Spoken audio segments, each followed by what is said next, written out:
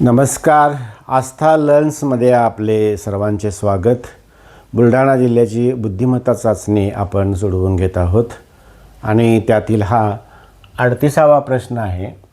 मकरंद पूर्वेकडे चालत जाऊन, आपण जसं प्रश्न आहे तसं कृती करायची. पूर्वेकडे चालत गेलेला आहे, उजवीकडे वळला, उजव्या हाताकडे बाण दाखवायचा असा, उजवीकडे वळला.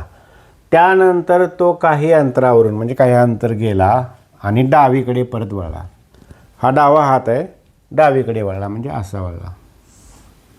आता या ठिकाणी उजवीकडे काटकोनात वळला असा प्रश्न पाहिजे होता आणि पुढे चालत गेला, तर त्याच्या पाठीमागील दिशा कोणती? इथं मकरंद आहे, ही पूर्व दिशा. एक फळ्याची दिशा आपण निश्चित करायची. पूर्व, पश्चिम, दक्षिण आणि उत्तर.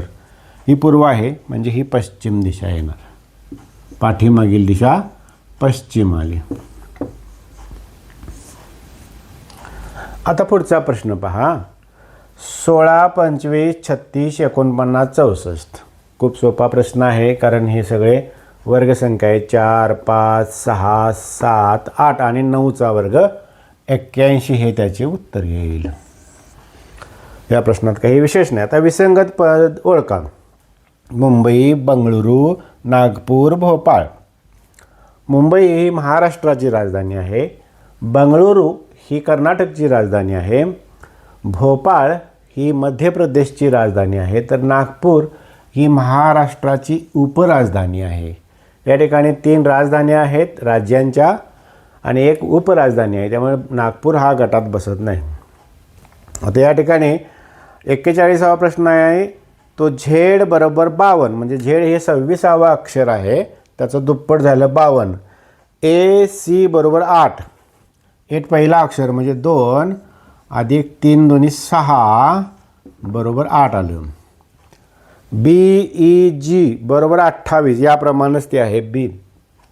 दुसरा अक्षर म्हणजे 4, 5वा अक्षर म्हणजे 10 आणि 6वा अक्षर जी म्हणजे 7वा अक्षर 14. 14 आणि हे 14 28 आलं. त्याचप्रमाणे एम ए डी बरोबर किती करायचं? एम हे 13वा अक्षरमाला तुम्हाला असते, इथं लिहिलेली नाही, तुम्ही लिहू शकता आपल्याला जर तोंडी येत नसेल तर. एम हे 13वा अक्षर आहे म्हणजे 26 करायचं. ए पहिला अक्षर आहे अधिक 2 करायचं. डी 4था अक्षर आहे अधिक 4 दोन्ही 8 म्हणजे 26 आणि हे 10, 36 उत्तर आलं. 40वा प्रश्न पाहूया. एक्स हा झेड पेक्षा उंच आहे. लगेच आपण कृती करायची या ठिकाणी, म्हणजे लक्षात येते. हा एक्स आहे, एक्स झेड पेक्षा उंच दाखवायचा, पण डब्ल्यू पेक्षा बुटका आहे. एक्स म्हणजे एक्स पेक्षा डब्ल्यू उंच दाखवायचा थोडा. झालं. आता दुसरं वाक्य वाचायचं. डब्ल्यू हा वाय पेक्षा उंच आहे, याच्यापेक्षा उंच आहे. वाय लहान दाखवायचं डब्ल्यू पेक्षा, पण व्ही पेक्षा बुटका आहे, म्हणजे डब्ल्यू हा व्ही पेक्षा बुटका आहे, म्हणजे व्ही त्यापेक्षा डब्ल्यू पेक्षा उंच दाखवायचा. वाय हा झेड पेक्षा उंच आहे, वाय हा झेड पेक्षा उंच आहे, थोडंसं उंची वाढवायची याची. आणि एक्स पेक्षा बुटका आहे, वाय हा एक्स पेक्षा बुटका आहे, एक्सची थोडी उंची वाढवायची. झालं. आता याचं निरीक्षण करायचं. तर सर्वात उंच कोण? इथं पाहिल्यानंतर आपल्या लक्षात येतं की सर्वात उंच व्ही आहे. व्ही हे अक्षर असणारा पर्याय बरोबर. आता पुढचा प्रश्न. विसंगत पद ओळखायचं आहे. दही, दूध, अंजीर, पनीर यांच्याकडे लक्ष दिलं तर आपल्या लक्षात येईल की दही, दूध आणि पनीर हे दुधापासून बनवलेले आहेत, म्हणजे दुग्धजन्य पदार्थ आहेत हे. अंजीर हे फळ आहे, त्यामुळे अंजीर हे विसंगत पद आहे. 19, 32, 45, 58, 71 त्या पुढची संख्या कोणती? यामध्ये एक चढता क्रम आहे, तो चढता क्रम नीट बघायचा. 19 आणि 13 32 आणि 13 45 आणि 13 58 आणि 13 71 आणि 13 करायचं.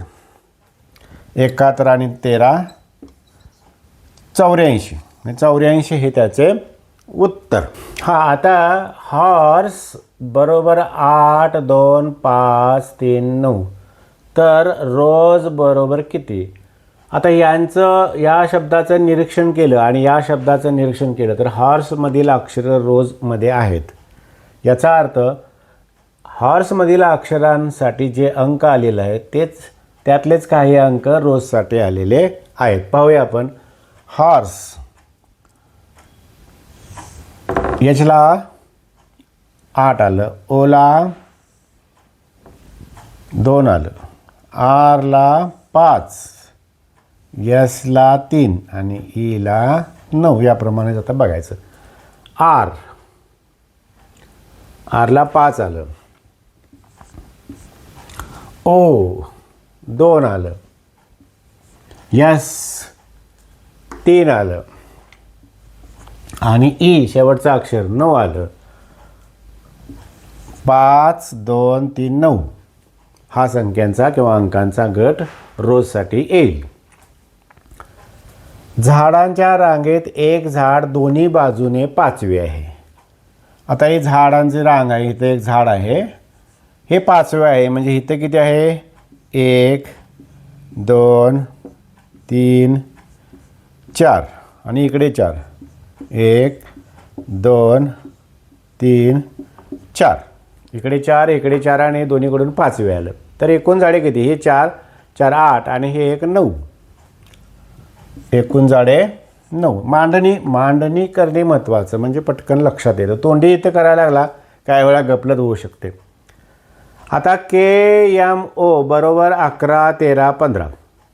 के 11वा अक्षर आहे, M 13वा अक्षर आहे, O 15वा अक्षर आहे. त्याच पद्धतीनं EGI बघायचं. E 5वा अक्षर आहे, G 7वा अक्षर आहे आणि I 9वा अक्षर आहे. 5 7 9 अंकांचा गट बघायचा. झालं. राधिकाच्या बहिणीच्या नवऱ्याचा मुलगा राधिकाचा कोण? अशा प्रकारचा नात्यांचा प्रश्न येतो. त्यावेळी आपल्या नात्यातील उदाहरणे घ्यायची, म्हणजे आपल्याला पटकन चांगलं समजतं, म्हणजे चुका होत नाहीत. तरी पण राधिकाची बहीण आणि बहिणीचा नवरा त्याचा मुलगा म्हणजेच राधिकाच्या बहिणीचा मुलगा हा आहे. म्हणजेच राधिकाच्या बहिणीचा मुलगा. राधिकाचा कोण? पुतण्या.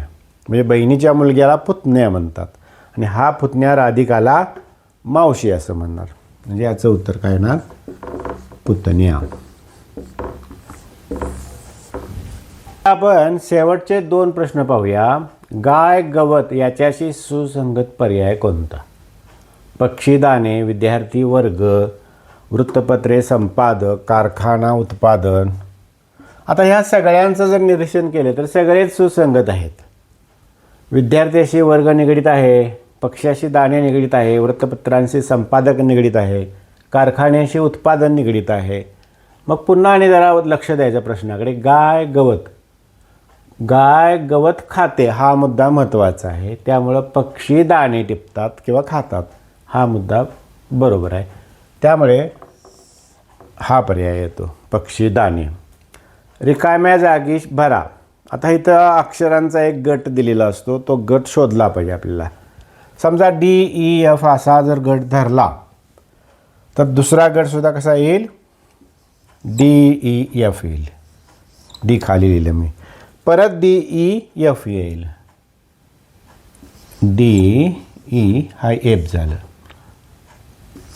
DE परत हा DEF गट झाला आणि परत DEF गट झाला. म्हणजे हे त्याचं उत्तर येईल DDEF. या ठिकाणी बुलढाणा जिल्ह्यातील पोलीस भरतीसाठी जी परीक्षा 2023 साली झाली होती त्यामधील बुद्धिमत्ता चाचणी या विषयाचं मार्गदर्शन इथं संपलेलं आहे. हे 25 प्रश्न तुम्हाला चांगल्या प्रकारे समजले असतील. निश्चितपणे तुम्ही हे सर्व प्रश्न पहा, त्याची उजळणी करा, तुम्हाला चांगला रिझल्ट येईल. आमचं चॅनल आवडलं असेल तर लाईक करा, सबस्क्राईब करा आणि बेल आयकॉनवर क्लिक करा. त्यामुळे तुम्हाला पुढच्या नोटिफिकेशन मिळत राहील. जय हिंद.